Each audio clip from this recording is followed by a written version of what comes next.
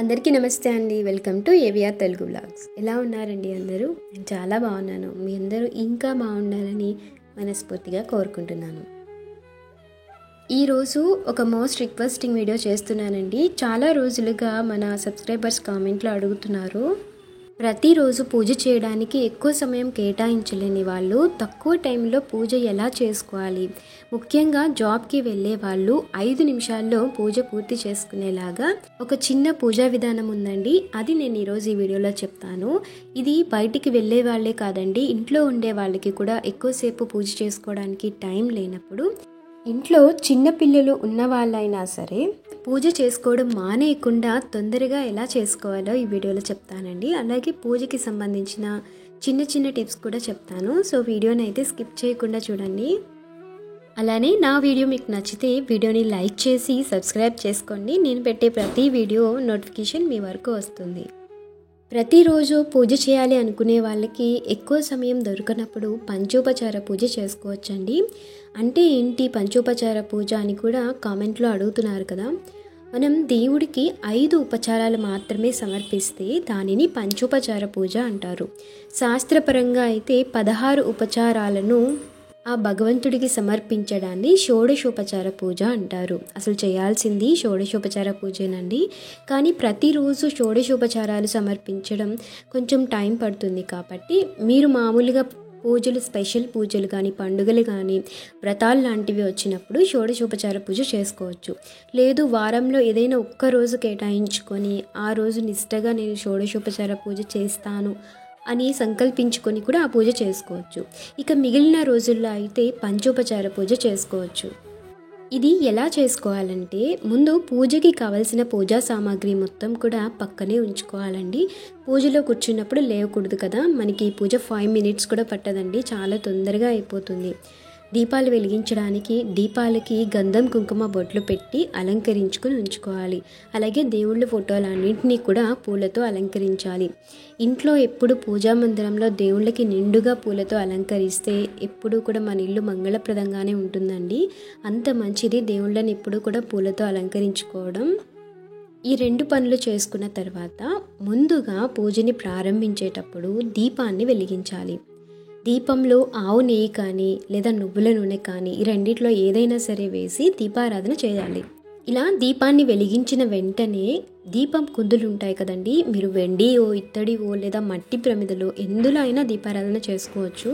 ఆ దీపాల దగ్గర కొద్దిగా పసుపు, కుంకుమ, అక్షింతలు వేసి దీపానికి ఫస్ట్ నమస్కారం చేసుకోవాలి. దీపం జ్యోతి పరం బ్రహ్మం దీపం సర్వతమోపహం దీపేన సాధ్యతే సర్వం సంధ్యాదీపం నమోస్తుతే దీపలక్ష్మి నమోస్తుతే అని ఆ దీపంలోనే సాక్షాత్తు ఆ భగవంతుని చూసుకుంటూ నమస్కారం చేసుకోవాలి. ఈ శ్లోకం చదువుకున్నా పర్లేదండి, చదువుకోకపోయినా సరే ముందుగా దీపాన్ని నమస్కారం చేసుకోవాలి. దీపాన్ని వెలిగించిన తర్వాతే మన పూజని ప్రారంభించాలి. ఇప్పుడు పూజా విషయానికి వస్తే మనం పంచ ఉపచారాలు అంటే 5 ఉపచారాలు సమర్పించాలి కదా. అందులో మొదటిది ధూపం. అంటే ఒక 2 అగరబత్తులు కానీ లేదా ధూప్ స్టిక్ కానీ వెలిగించి దేవుళ్ళందరికీ కూడా ధూపాన్ని చూపిస్తూ ధూపం సమర్పయామి అనాలి. అది మొదటి ఉపచారం. రెండవది దీపం దర్శయామి. మనం వెలిగించిన దీపాన్ని భగవంతుడికి చూపిస్తూ సాక్షాత్ ప్రత్యక్ష దీపం దర్శయామి అని దీపాన్ని చూపించాలి. మూడో ఉపచారం నైవేద్యం. నైవేద్యంగా మీరు ఏదైనా పెట్టచ్చండి. నిత్య పూజ చేసేవాళ్ళు ప్రతిరోజు వండిన నైవేద్యమే పెట్టాలి అనేమీ లేదండి. మీరు ఏ నైవేద్యం వండలేకపోయినా స్నానం చేసి ఏదైనా వంట చేసినట్లయితే ఆ తొలికుండు అన్నాన్ని, అంటే ఎవరు వాడకముందు తినకముందు ముందుగా వండిన అన్నాన్ని కొద్దిగా తీసి దేవుడి దగ్గర నైవేద్యంగా పెట్టి అందులో కొద్దిగా ఆవు నెయ్యో లేకపోతే బెల్లం కానీ వేసి దానినే నైవేద్యంగా సమర్పించవచ్చు. ప్రతిరోజు పెట్టాలి అనుకునే వాళ్ళు అరటిపళ్ళు, కొబ్బరికాయ ఇలా ఏదైనా సరే తెచ్చుకోవచ్చు. లేదా ఇవేమి పెట్టలేకపోయినా సరే బెల్లాన్ని చిన్న చిన్న పీసెస్గా కట్ చేసుకొని రోజుకు ఒక చిన్న బెల్లం ముక్క అయినా సరే దేవుడికి నైవేద్యంగా పెట్టొచ్చండి. ఇలా చాలా నైవేద్యాలు, కిస్మిస్ పళ్ళని, ఖర్జూరం పళ్ళని, పటికి బెల్లం చిప్స్ వస్తాయి కదా మనకి, అవి అలా కొన్ని ఒక డబ్బాలో వేసి పెట్టుకున్నా సరే, మనం ఒక 100 గ్రామ్స్ తెచ్చుకున్నా సరే మనకి చాలా రోజులు వస్తాయండి. వాటిని మనం 2 పూట్ల పూజ చేసుకునే వాళ్ళు 2 పూట్ల నైవేద్యంగా పెట్టొచ్చు. కొంచెం కొంచెమేనండి, ప్రతి దేవుడికి సపరేట్గా నైవేద్యం పెట్టాలని ఏమి ఉండదు. అందరికీ కలిపి మీరు ఒకేసారి ఒక చిన్న గిన్నెలో నైవేద్యం పెట్టొచ్చు. మీరు ఏ నైవేద్యం అయితే పెడతారో ఆ నైవేద్యం పైన నీళ్లు చల్లి నైవేద్యం సమర్పయామి అని దేవుళ్ళందరికీ చూపించాలి. ఇప్పుడు 4వ ఉపచారం మంగళహారతి. మనం పూజ చేసేటప్పుడు చివరిలో హారతి ఇస్తాం కదండి, కర్పూర హారతి. అలా గంట కొడుతూ కర్పూర నీరాజనాన్ని భగవంతుడికి సమర్పించి కర్పూర నీరాజనం దర్శయామి అని ఆ హారతిని దేవుళ్ళకి అద్దిన తర్వాత చివరి ఉపచారం 5వ ఉపచారం ప్రదక్షిణ. కొన్ని అక్షింతల చేతిలోకి తీసుకొని ఆత్మ ప్రదక్షిణ నమస్కారం సమర్పయామి అని 3 సార్లు మనం ప్రదక్షిణ చేసి ఆ అక్షింతలు భగవంతుడి దగ్గర వేసి సాష్టాంగ నమస్కారం చేసుకోవాలి. ఇంతేనండి. ఈ 5 ఉపచారాలు ప్రతిరోజు మనం దేవుడికి సమర్పించుకుంటే దీనిని పంచోపచార పూజ అంటారు. ఇవి చేయడానికి ఒక 5 నిమిషాలు కూడా పట్టదు కదండి. కాకపోతే చాలామంది పూజ ఇలానే చేస్తారు, కానీ ఏ ఉపచారం తర్వాత ఏది సమర్పించాలో తెలియదు. కొంతమంది పూజ మొదట్లోనే గంట కొట్టేస్తారు హారతి ఇచ్చి, కొంతమంది చివరిలో కొడతారు. మరికొంతమంది హారతి ఇచ్చిన తరువాత కొబ్బరికాయ కొడతారు, లేదా హారతి ఇచ్చిన తర్వాత ధూపం వేస్తారు. సో ఇలా కాకుండా ఈ ఆర్డర్లో ఉండేలాగా ప్రతిరోజు పూజ చేసుకుంటే చాలా మంచిదండి. మరి మంత్రాలు స్తోత్రాలు ఇలాంటివి ఏమి చదవక్కర్లేదా అంటే, మీరు ఇవి చదువుకుంటూనే మనం పూజని ప్రారంభించవచ్చండి. పూజ సామాగ్రి క్లీన్ చేస్తున్నప్పుడు కానీ, లేదా వాటికి గంధం కుంకుమ బొట్లు పెట్టేటప్పుడు కానీ, దేవుళ్ళకి పువ్వులు పెట్టేటప్పుడు కానీ, మీకు 1, 2 ఏ స్తోత్రం వచ్చినా సరే వాటిని చదువుకుంటూనే ఈ పనులన్నీ కూడా చేసుకోవచ్చు.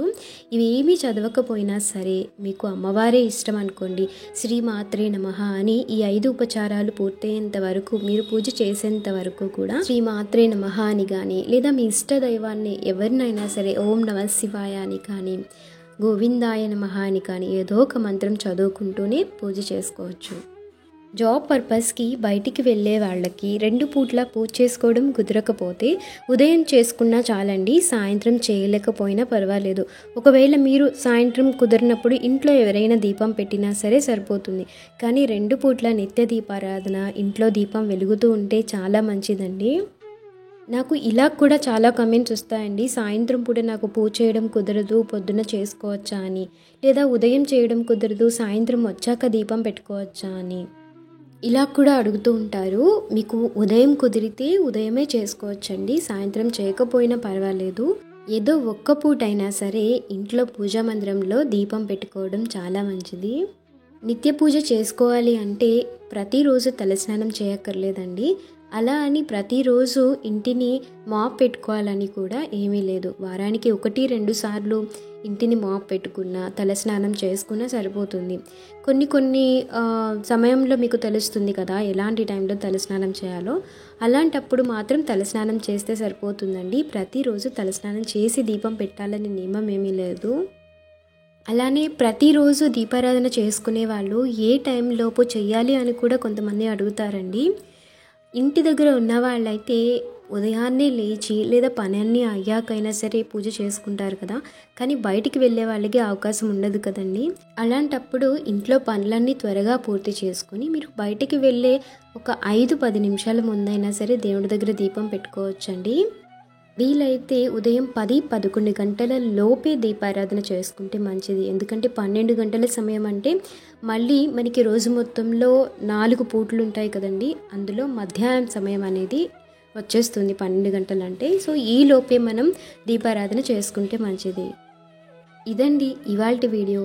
ఇంట్లో ఉన్న వాళ్ళే కాకుండా బయటికి వెళ్ళి ఉద్యోగం చేసే వాళ్ళు కూడా 5 నిమిషాల్లో పూజ ఎలా చేసుకోవాలో ఈ వీడియోలో చూశారు కదా. ఈ వీడియో మీకు నచ్చితే వీడియోని లైక్ చేయడం అస్సలు మర్చిపోకండి. అలాగే నా ఛానల్ని సబ్స్క్రైబ్ చేసుకొని నన్ను కూడా సపోర్ట్ చేస్తారని కోరుకుంటున్నాను. ఆ భగవంతుడి అనుగ్రహం మనందరిపై ఎప్పుడూ ఉండాలని కోరుకుంటూ శ్రీమాత్రే నమః.